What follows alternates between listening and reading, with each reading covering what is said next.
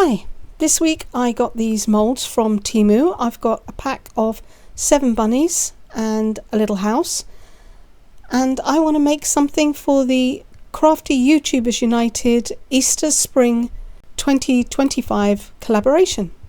So let's get making. The first thing I like to do whenever I get new moulds is to weigh them. I've placed them on a scale and I've zeroed it, and then I filled them up with some water. I'm measuring in grams, and that will tell me how much volume there is in milliliters. So for this one, it's 25 milliliters. And if I know that, I know how to work out how much resin I will need for a 1-to-1 resin. And I can put that number in a calculator on Silicone website, and I will get the ratio for the Aqua cast and for the turbo. And then I use a Sharpie pen to write them down on my moulds. And I've done the same with the bunny mould, and I've measured each individual bunny. That way, if I only want to do one of them, I just have to look at the back of the mould and I can figure out how much I need of my product. So once you've weighed them, let them completely dry, especially if you're going to be using some resin. It's not quite as important if you're using a water-based eco casting powder, but it's good practice just to let them dry before you go ahead and use them. Now that I've got all my measurements ready, I'm going to be using some Aqua Cast Turbo, which sets super quick in 15 minutes. And I'm going to mix up enough for this house and for this rabbit, although I'm not going to actually fill that rabbit to the full depth because it's a pretty deep mould. Right, I've mixed up enough only for this mould at the moment, because you've only got 15 minutes before it sets completely and you're ready to demould. So by the time I finished filling this up, this would already be setting in my pot. So I'm going to do one mould at a time. So I've part filled this and I'm shaking it about, trying to get rid of any bubbles. And then I'll use a stick just to go around the edges on the inside at the bottom of the mould. Hopefully that means that I shouldn't have any bubbles. Once I've done that, I can give it another shake and top it up. And you can see already that it is starting to get thick. It does get thick really, really quick, but you can still shake it level. It seems to be thick and fluid at exactly the same time. I've made a little bit of a mess of my mould, so I'm just going to give that a wipe over with a baby wipe, and that'll mean less sanding to do later. And then this should be ready to demould by the time I've mixed up and filled up the bunny mould. They're all dry now, so I can take them out of the mould. Just have to be careful I don't crack this one because the walls are quite thin, but the Aqua cast is pretty strong. Got a few little bubbles, but nothing I can't sand off. So I'm going to pop this to continue drying and I'll get the bunny out. And you can see I didn't pour the full depth of the mould. I'm going to sit the bunny in there, but I'm going to wait for that to dry. Now I'm going to go ahead and make a single-use mould. I downloaded a file for a 3D alphabet from Creative Fabrica, and I used my Cricut to cut it out of 300 GSM cardstock. I only need to make the tray, the bottom half of the letters. The file comes with a pretty good video for instructions on how to put the bits together, but I have made these letters before, so I've just got to figure out which pieces will fit where. And once I've done that, I need to just literally stick the box together to create a tray, and I'm going to use this as a mould. I'll seal the bottom with some sellotape just to make sure that there aren't any gaps. I will varnish the inside of it once I have it stuck together, and then hopefully that will allow me to cast some Aqua cast in there and release it, and I should have a bespoke letter.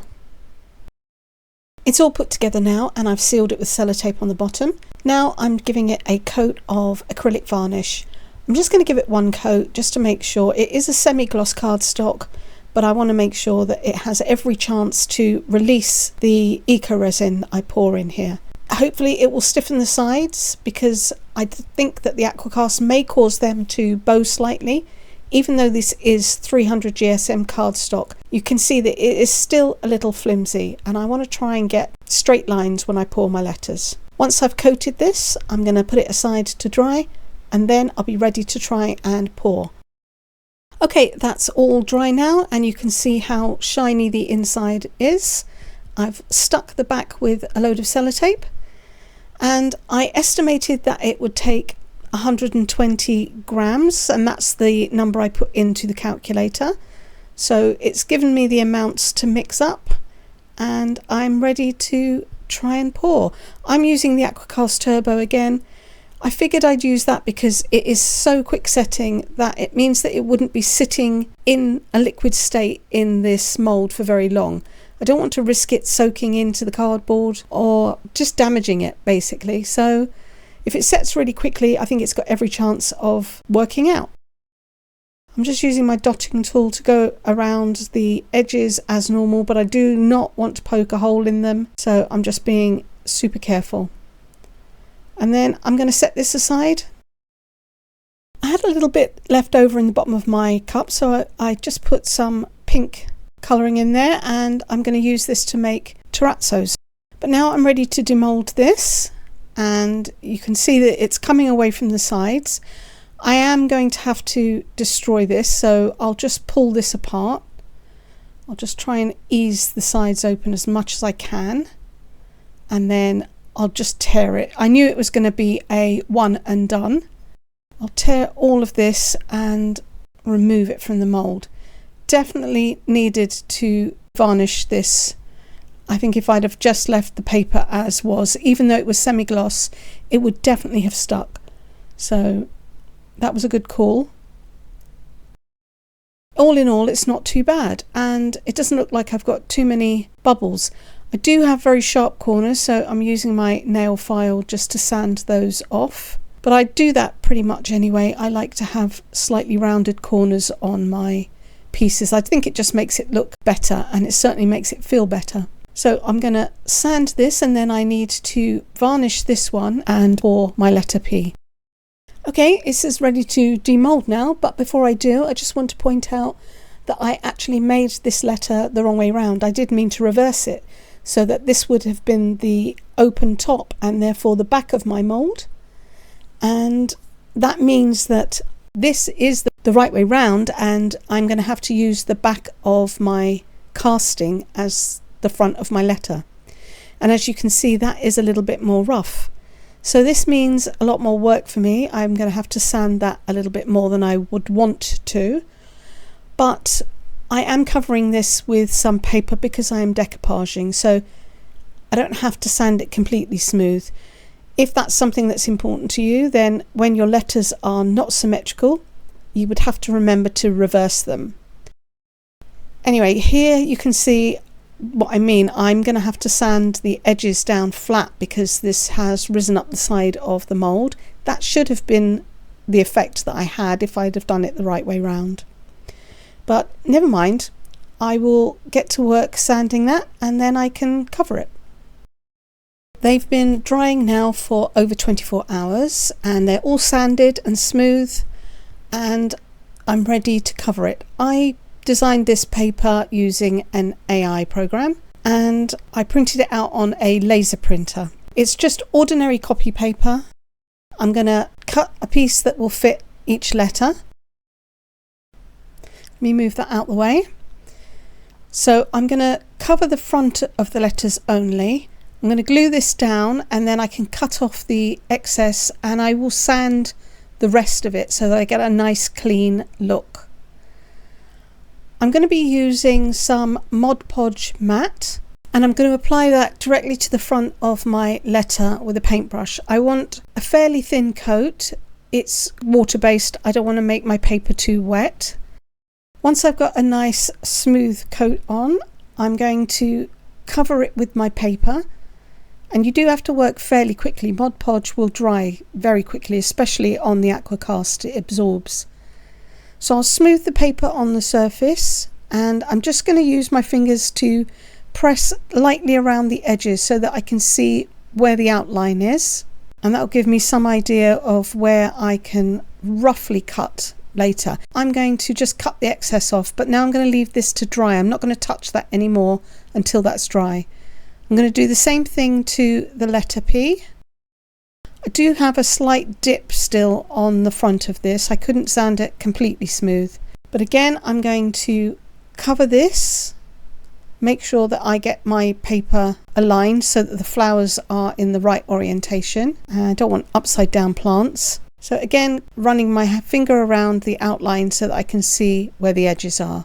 I'm using my fingers and my nails just to press out any small wrinkles that I can see, but they will dry flat as the paper dries and contracts later on.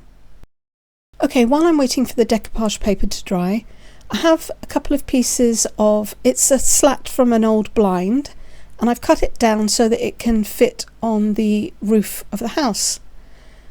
I'm going to put it in the middle. So in order to stick that, I'm going to use a small piece of red liner tape and some B7000 glue. The red liner tape will just hold it in place until the glue has a chance to set. So I only need to put a small piece on the middle of the roof. Then I can take off the tape and I'll use some B7000 in the spaces either side. Now I can apply that to the middle of that slat and the tape will hold it in place while the glue has a chance to set. I'm going to do the same with the other side. You can see there's a small gap at the top because I haven't mitered them, but I'll cover that later. Now I'll leave this to dry. This is ready, and I can cut off the excess just using some scissors. And I'll cut some slits up to the middle.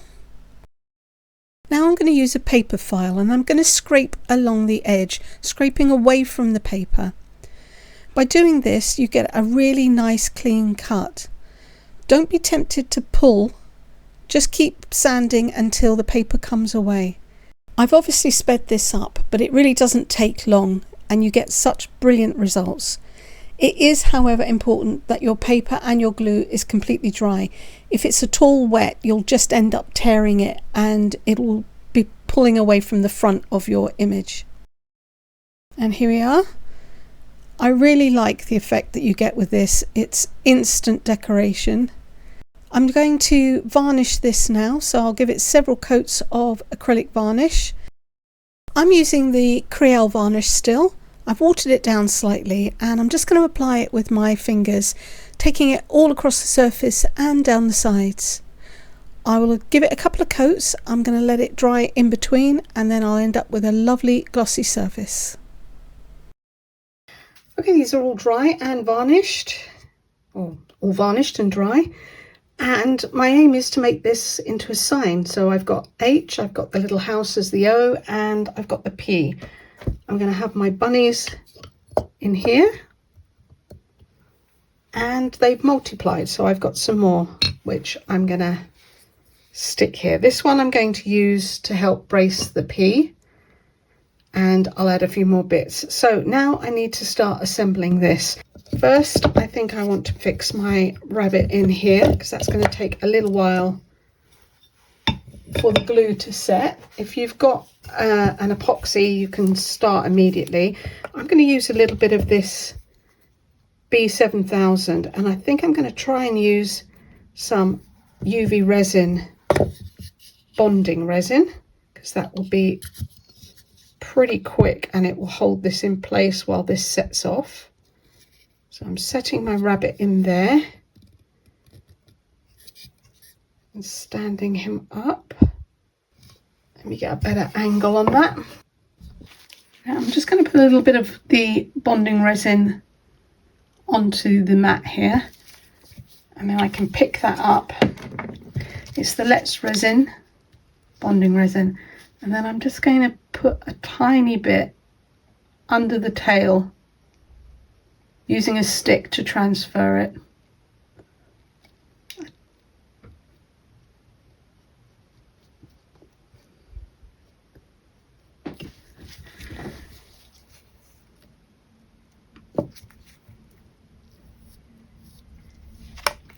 And using my UV torch that comes in the kit, and hopefully this will make him stay just firm enough until that glue is able to set.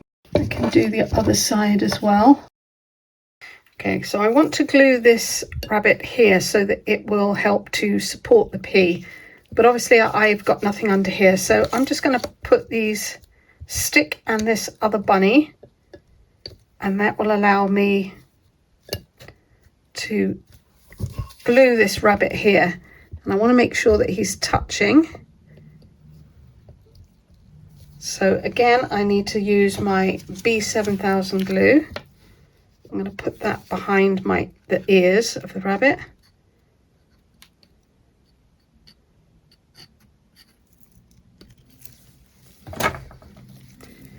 And then I can put him in place. And I'm just going to leave that there until this sets. To give this a little bit of added strength, I'm picking up a little bit of the UV bonding resin, and I'm going to put that along the back here.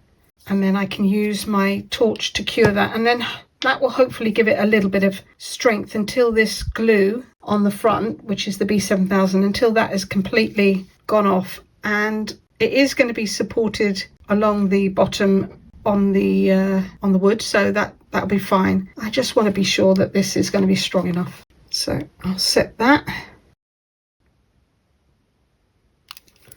Okay. There we go. And then that will be able to sit here, and then I've got a point where it is bonded in two places, or supported in two places. I'm going to start assembling this now. So I'm going to start with the house, and I'll put the glue on the bottom, and then I'm just going to eyeball roughly where the middle of the wood is.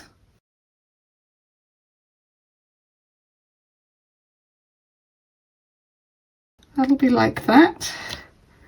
Okay, let's put some on the bottom of the H, and then I can stand that in position. That's all I'm going to do for now. I'm going to just leave these, let them set, and then I can sort this last letter out and position it here. I'm going to add a little bit more decoration. I'm using some Let's Resin UV bonding resin, and I'm just adding some faux foliage to the front of the house, just at the bottom. It helps to cover up the join a little bit.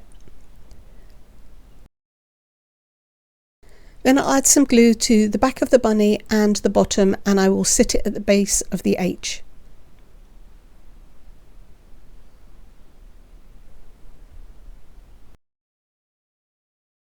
I've got a little gap at the top of the house where the two pieces of wood meet, so I've just cut a small piece of wooden dowel, and I'm going to glue that to the top. That will hide that join and just make it look a little bit neater. I added a couple of sprigs of faux lavender underneath the roof, and it's all finished. As I said, this is part of a Easter spring collaboration with Crafty YouTubers United, and I'll have the playlist link in the description box below. Please check out the other artists.